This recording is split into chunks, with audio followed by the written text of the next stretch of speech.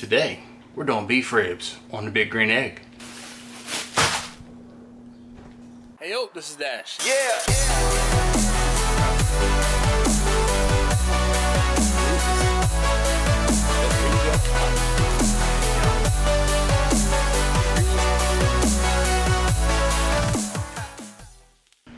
Hey yo, this is Dash, and I know it's wrong. The light's not on. Now I look so much better. So,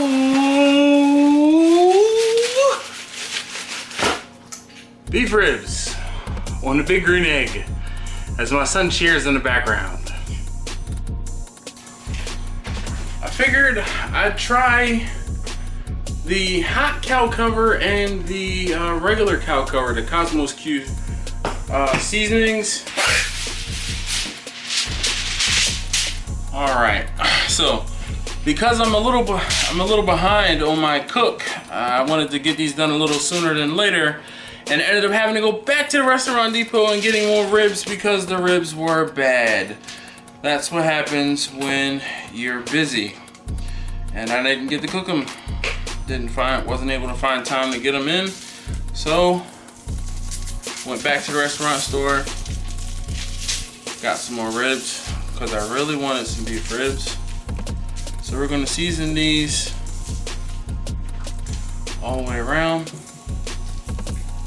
And I cut them in half to help speed up the cook, hopefully.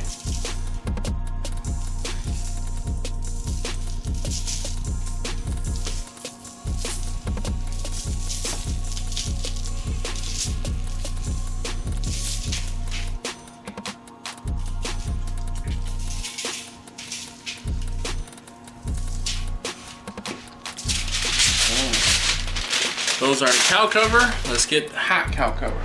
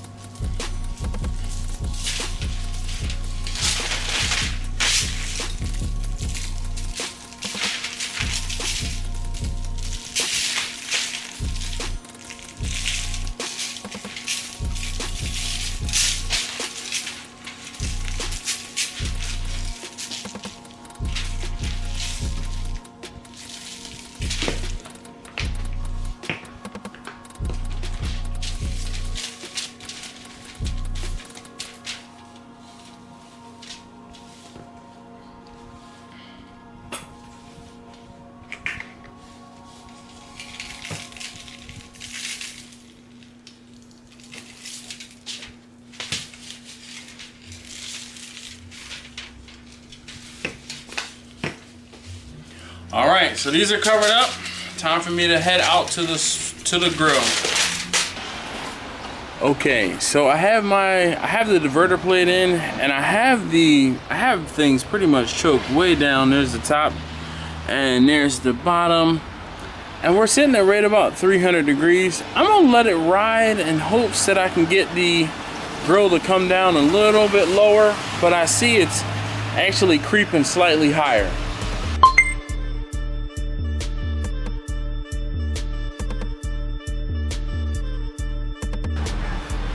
Are you watching what I'm doing? Okay.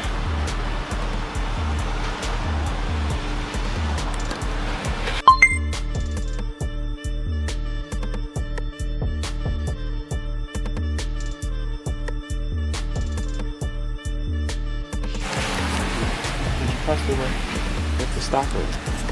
Alright, so it's been like 2.5, maybe 3 hours since I put the ribs on the big green egg. Now, my temperature is right at about 260 degrees, so it's pretty much right where I want it to be. But let's see what it looks like inside. Oh, yeah, we got some good pull away there. Same thing up there. I'm gonna tempt these guys and see where they're at, and we can go from there. But so far, looking good. All right, so I wanted to show you guys one more time. My temperature is right at about 260 degrees where it shows right there. But I posted a picture of the temperature down low like this on Instagram, and I had some people ask me, how did I get the temperature down so low? Well, there's what I have the top daisy wheel to, and there, just that sliver right there is where I have the bottom. So I'm gonna get you set up on a tripod and we'll talk about what's going on inside.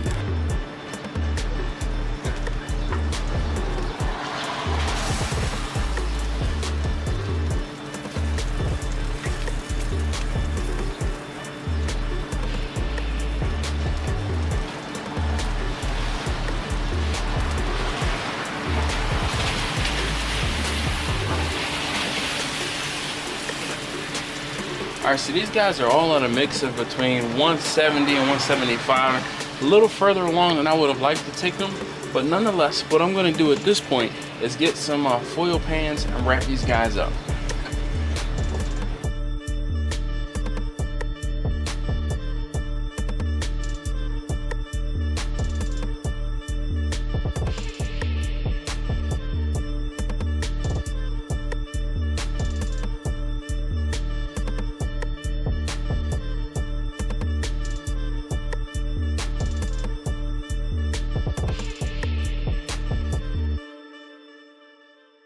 Okay, so you guys have seen me go ahead and get the ribs out onto the smoker, and this has been a rather anticlimactic smoke.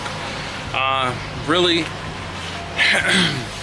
when I cook with the pizzas, I kept going into the grill and looking. Now, because of the fact that I was cooking on a high heat, the recovery from me opening up the grill was very rapid.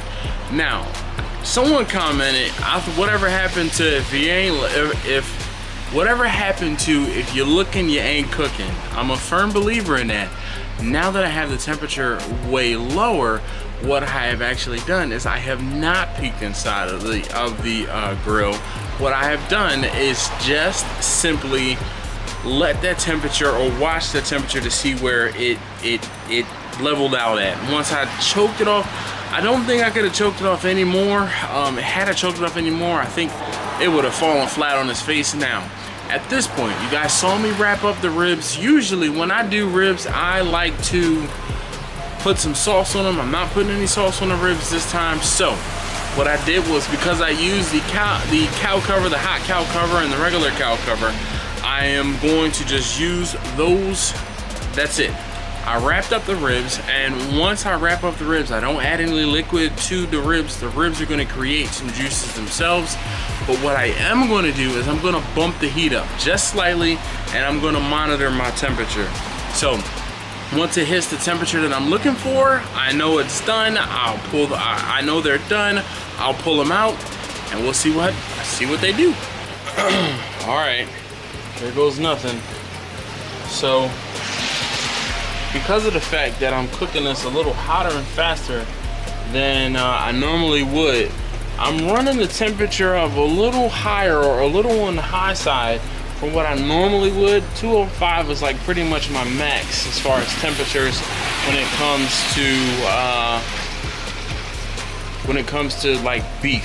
All right, so let's see. Now, I think it's number one. Yep, it's number one. Now, I also don't know if oh man. Oh yeah. It's done. When the probe goes straight through, it's done. This one feels like it's getting there. Let's see what the temperature on this one. Oh, not quite there yet. So this one's ready to come off. Don't make the mistake and touch the hot pan, because the hot pan is hot. And same thing. I'm just gonna stick it on the other side of there, and I need to get something to get this pan off.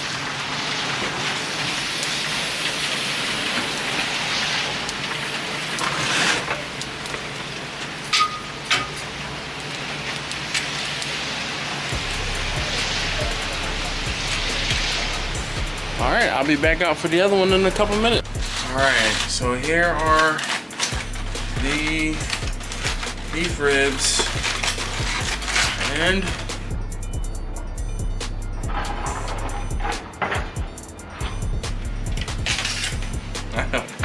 rather anticlimactic, but I told you that there would be some sauce that would come out of those, and it has. I'm going to take a small piece of this just to taste it. Now this was the cow cover. Oh yeah. Woo.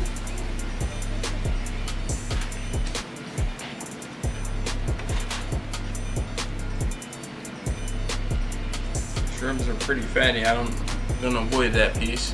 Hold on one second.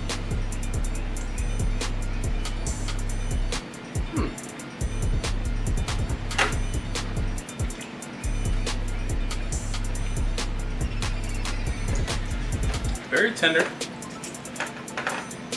and much sweeter than I thought it was going to be, but good nonetheless. Well, I think that's the next one coming off.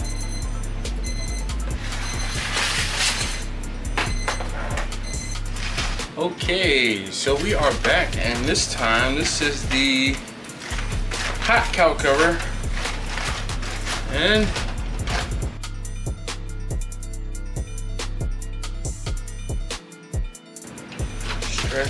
straight off.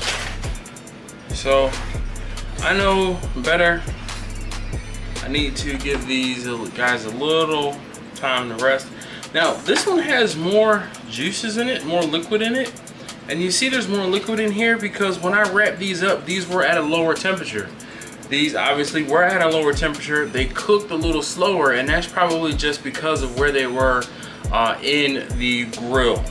With that diverter plate, there are 3 openings where some heat can come out and into, and I just think that these were actually I believe these ribs were just bigger, period. All right, so I'm gonna give these a couple moments to rest, but the reason why there's more fluid, more liquid in the pan on these is because they had more time to put those juices into this pan. And if you ever wanted to make sure that you have juices in a pan like this, what you need to do is you need to wrap your meat up, your beef ribs or your brisket at a lower temperature. The lower temperature you wrap the things up, the more liquid you're going to get, the more au jus, more or less. This is not au jus. I can look at it and see it's a lot more fat than anything. But in regards to brisket, if you want au jus, wrap it up. The earlier you wrap it up and put it into a pan and capture that au jus, the more liquid and juices you'll have. Alright, so now I have gone ahead and let this rest for a couple moments, and I'm going to take a bite of the hot cow cover, and we'll see how it is.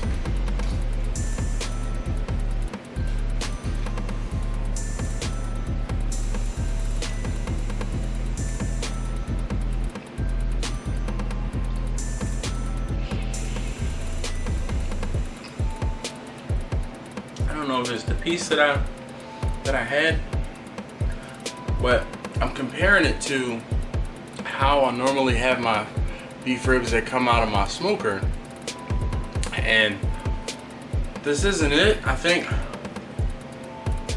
you know, the flavor isn't bad. I just wish it were more tender.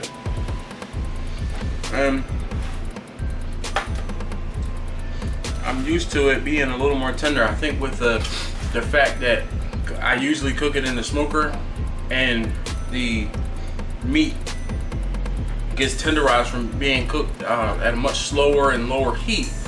Though this was technically a low heat, I think it was a little more of a direct heat, even though the diverter plate was in there. So it's a little tighter than I'm used to. It's not bad. It's just a little tighter. Maybe I should have let, because I cooked it so hot and fast, in comparison to cooking it in the smoker, maybe I should have let it go to a higher temperature than 205 degrees. But oddly enough, the Cosmos Q tastes a little salty in this application, and that could have just been my heavy hand. But nonetheless, would I eat it again? Yes. Would I try again? Yes. So, thank you as always for watching. If you haven't already, please do subscribe. If you like what you saw today, or if you learned something from this cook, please leave me a thumbs up and a comment on maybe with something I should do or try in the future. Thanks again. I'll see you soon.